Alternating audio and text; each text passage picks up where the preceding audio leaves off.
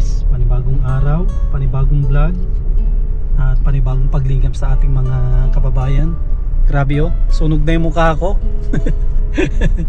Tapos yung ilong natin nagbabakbak. Yan, gawa kasi ito ng nag-welding tayo noong mga nakarang araw.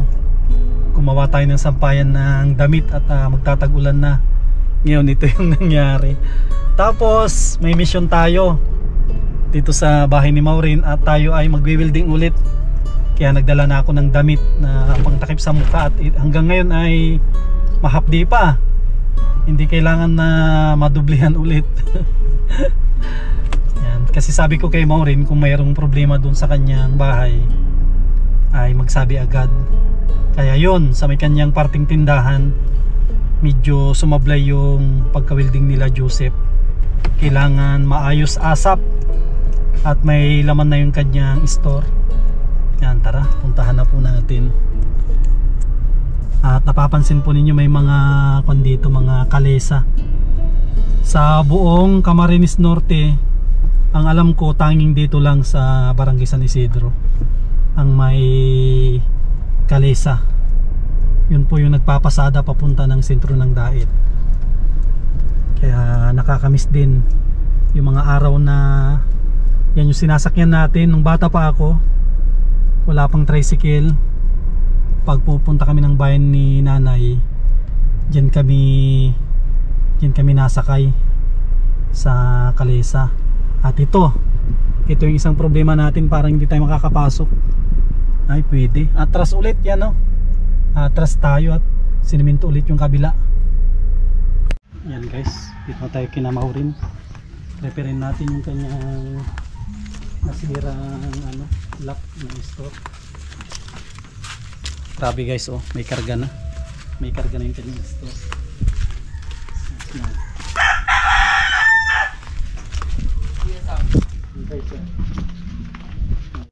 Karga na yung kanyang store. Guys, repair tayo. Ito yung natanggal?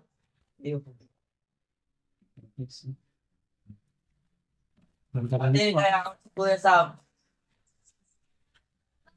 Kaya ako po si Kuya Sam. May natanggal. Para guys, oh, hindi nila na-welding na maayos. Natin to, repair natin. Ang kabila. Bigyan din natin to. Hindi masyado na spot. Spotan din natin.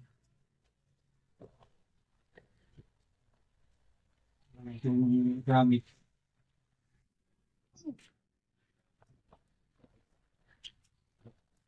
Yung pang welding. Grinder natin.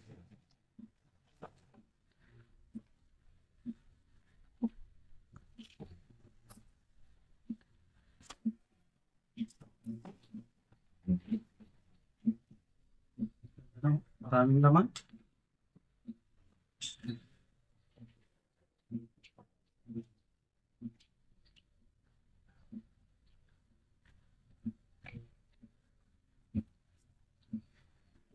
Na tayo. Kapit natin sa loob.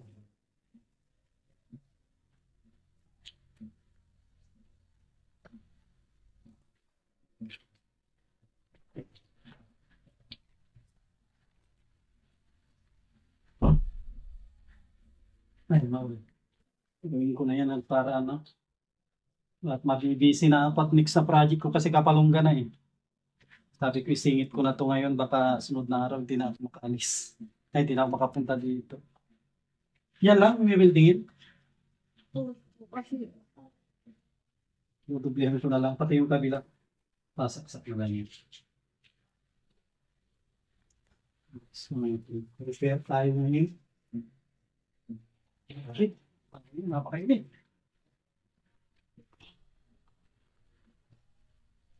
Nagkuha ka dyan, Maureen, ibang basahan, baka mako dito, mga plywood, baka maluto ito. Hindi kaya ito, baka maluto. Patakan ng Ito. Ayan, pwede yan, yan na lang. Kasi baka malusaw. Malusaw pag ano.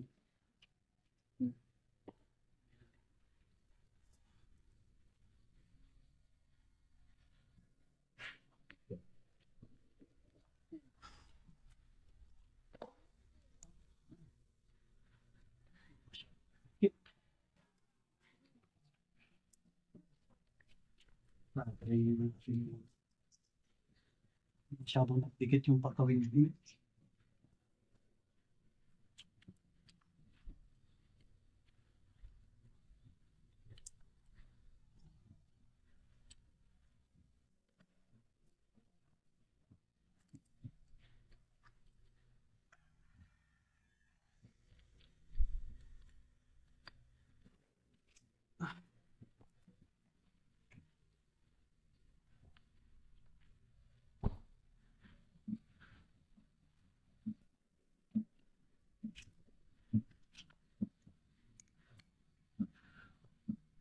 Tulo, hindi yan natulo. Wala na yung tulo.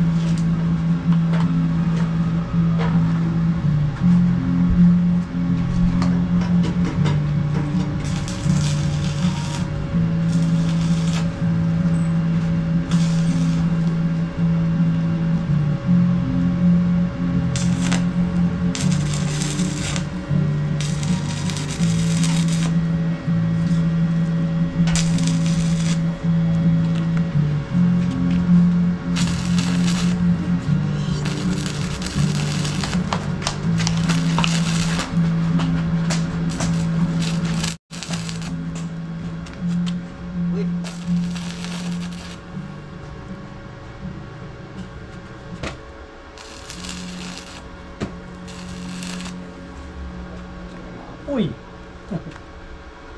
Uy!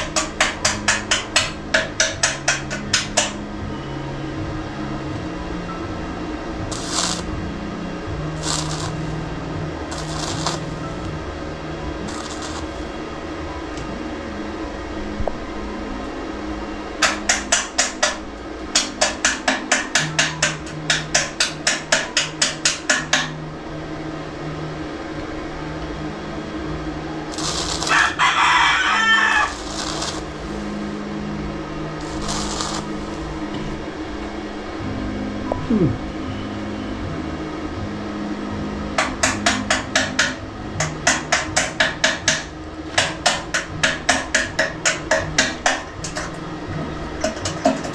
Ayun, nakapit na.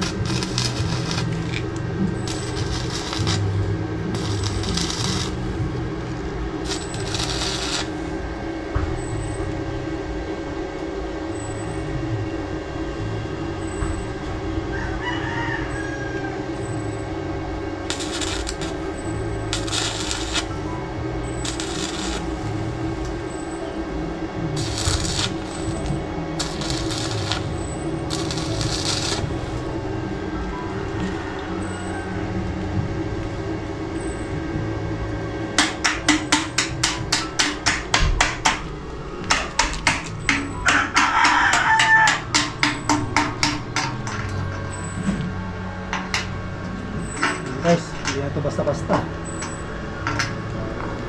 Tigas na ito.